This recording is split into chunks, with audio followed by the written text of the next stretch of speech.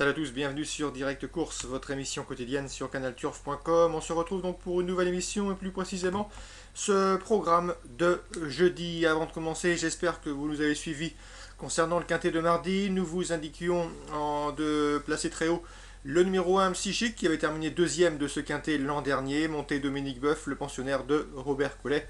C'est imposé à belle cote, il devait y avoir une cote avoisinant les 11-12 contre 1. J'espère que vous en avez profité en écoutant cette émission Direct Course. Pour ce programme de jeudi, le quintet se disputera à Vincennes, réunion 1. Il s'agira de la première course du programme, le prix de la Tirache. Départ prévu 13h35 pour ce quintet rassemblant des chevaux bien connus en pareille société, des chevaux âgés tous de 7 et 8 ans. On va d'ailleurs se pencher sur cet événement du jour, une épreuve où nous avons a priori de bonnes bases, puisque les chevaux, nous les connaissons bien. Certains d'entre eux viennent de prouver leur forme et ont été réservés pour ce meeting d'hiver. A noter qu'ils seront 18 au départ, avec quelques Européens qui sont de la partie dans cette épreuve. Sachez que la base sera sans doute le numéro 16, Prestige Guichin. Ceux qui ont eu le plaisir de voir sa dernière victoire ont pu constater que le cheval était vraiment dans une condition physique irréprochable actuellement. En dépit d'un mauvais parcours, le cheval s'est imposé extrêmement facilement. Il possède une bonne vitesse de base, une vitesse de base qui devrait lui permettre de se placer très vite en bonne position. Ensuite, Mathieu Abrivard connaît la pointe de vitesse finale acérée de son partenaire. Le cheval est bien engagé au plafond des gains, un cheval qui fait toute distance, il sera de nouveau déféré des postérieurs, bref, il a pas mal d'atouts dans son jeu, ce numéro 16, Prestige Guichin, un cheval qui n'a pas encore les gains en rapport avec son potentiel au regard de ses deux dernières victoires. Numéro 16, Prestige Guichin. Donc une bonne base dans ce quintet. Il lui faudra redouter sans doute deux de ses contemporaines, puisqu'en effet nous pouvons placer assez haut les 7 ans dans cette épreuve, en tout cas en priorité par rapport aux 8 ans, puisque à 7 ans ils ont déjà autant de gains que les 8 ans. C'est vous dire s'ils, sauf chevaux en retard de gain ou chevaux ayant eu des problèmes de santé, s'ils possèdent un peu de marge. Parmi les juments, attention numéro 9, Petite Chérie. Le tandem Thierry Ravejoux-Franck Nivard fonctionne bien tellement. La jument est en pleine forme. Elle monte ici de catégorie, ça complique sa tâche, mais vu le style de sa dernière victoire, elle aussi, elle qui possède une bonne pointe de vitesse finale, elle a les moyens de terminer dans le quintet gagnant. Attention, cette fois-ci, elle affronte les mâles. Même remarque pour le numéro 18, Pomme Girl, qui n'a pas, pour le numéro 13, Pulsade Eterne, sa compagne d'entraînement, qui n'a pas manqué son objectif en dernier lieu. La jument s'est imposée extrêmement facilement. Elle a été réservée pour ce meeting par son mentor Yves Dreux. Éric Raffin sera aux manettes comme la dernière fois. La jument sera une nouvelle fois déférée des 4 pieds.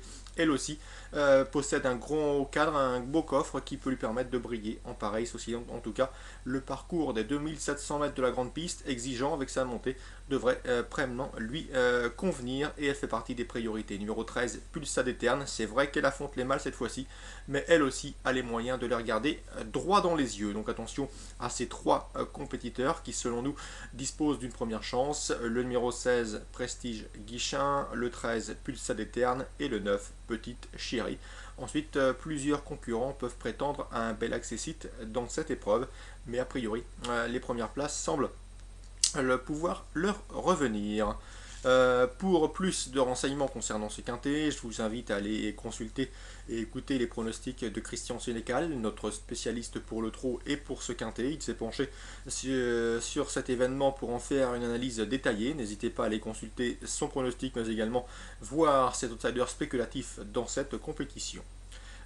Concernant également cette réunion 1 sur les programmes de Vincennes, sachez que dans la deuxième course, j'ai pu m'entretenir avec Vincent Rimbaud qui présente le 207 Roséen Cayennais, un cheval irréprochable. Nous l'avons contacté à diverses reprises, ce Vincent Rimbaud, et à chaque fois il était confiant avec Roséen Cayennais. Ça s'est plutôt bien passé puisque le cheval a pris des places à Bellecote dans les courses qu'il a disputées au cours de ce meeting d'hiver. Il sera une nouvelle fois de la partie, la distance peu lui importe. Il est aussi performant sur 2100 que 2007. Le cheval a conservé sa bonne forme et sera confié une nouvelle fois à Tony Le Belair qui le connaît parfaitement bien. Vincent Rimbaud est confiant, il espère bien jouer un tout premier rôle dans cette épreuve. Le 207 Roséen Cayennais, un candidat sérieux au podium dans cette deuxième course. D'après Vincent Rimbaud, le principal rival sera peut-être le 218 Revel des Granges, pensionnaire de la famille Pellereau, qui n'a pas les gains en rapport avec sa qualité. Donc Roséen Cayennais, 207, Vincent Rimbaud redoute le 218, Ravel des Granges. Attention, cette épreuve réunit plusieurs partants, ils sont nombreux au départ et des surprises ne sont pas à exclure car les circonstances de course joueront pour beaucoup dans le classement final. Petit mot également sur la Réunion 2 qui se déroulera à Cagnes-sur-Mer. A priori, nous avons de bonnes sélections à vous indiquer, à commencer par le 206 Serva Padrona. Et il faut savoir que cet élève d'Henri-Alex Pantal est mal parti de sa stalle en dernier lieu. Cela dit, bien qu'hésitante au départ, elle a terminé de très plaisante manière et avec un meilleur parcours, elle aurait pu s'imposer. Ce n'est sans doute que partie remise, car elle retrouve ici plusieurs de ses rivales qu'elle vient de devancer nettement par plus de 3 longueurs et demie. Donc c'est vous dire si elle dispose d'une première chance ici, elle a prouvé son aptitude à la PSF, elle sera une nouvelle fois montée par Dominique Boeuf qui la connaît bien. Bref, sur une surface à sa convenance, une forme avérée, une opposition dans ses cordes, le 206 Serva Padrona au sein de la rédaction canalturf.com. Nous la pensons capable d'ouvrir son palmarès. Réunion 2 Cagnes-sur-Mer, le 206 Serva Padrona. Même remarque concernant le 301 Munder, lui aussi ne devrait plus tarder à ouvrir son palmarès. C'est un pensionnaire de John Hammond qui est tenu en estime. Le cheval a bien couru par 2 fois sur la PSF d'Auvillez. La PSF sur l'hippodrome de Cagnes-sur-Mer ne devrait pas la contrarier. Le Polytrack est en quelques points similaires, donc attention à ce 301 Munder, cheval estimé par John Hammond, un cheval qui ne devrait plus tarder à ouvrir son palmarès avant de voler vers d'autres sphères. Donc le 206 Serva Padrona, nous la pensons capable de vaincre, même remarque pour le 301 Munder. De petites informations également dans la 4e, puisque nous retrouvons dans cette compétition des chevaux à réclamer bien connus en pareille société.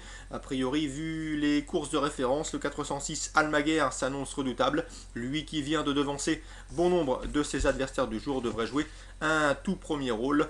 En tout cas, il s'était imposé très facilement en pareille société il y a de cela une quinzaine de jours. Donc 406 Almaguer, bonne chance. Il pourrait être sérieusement menacé dans cette épreuve par le 402 Lost Soldier Tree qui reste une victoire mais qui avait été dominé par Almaguer lors de leur dernière confrontation commune.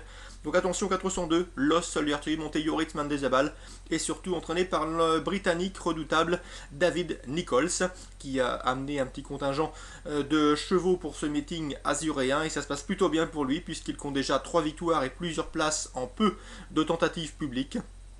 Donc le 402, Lost Liberty, toujours un gambe malgré son âge avancé, s'annonce également redoutable. Donc la 4e, pour ceux qui tentent les jumelés dans une course avec beaucoup de partants, pourquoi pas le 406 Almaguer et le 402 Lost Soldier Tree, sachant que le 406 Almaguer a déjà devancé Lost Soldier Tree lors de leur dernière confrontation commune. Voilà, n'hésitez pas à participer à notre concours de pronostics gratuit. Il peut vous permettre de gagner de jolis lots en fin de mois, mais également en fin d'année. Surtout que ce quintet est relativement intéressant à étudier. Dans ces conditions, ne vous privez surtout pas. Participez également à notre forum gratuit sur ce site. Un forum toujours très sympathique et animé par des modérateurs très performants. Très bon jeu à tous. On se donne rendez-vous demain pour une nouvelle émission Direct Course. Bonne journée et à demain.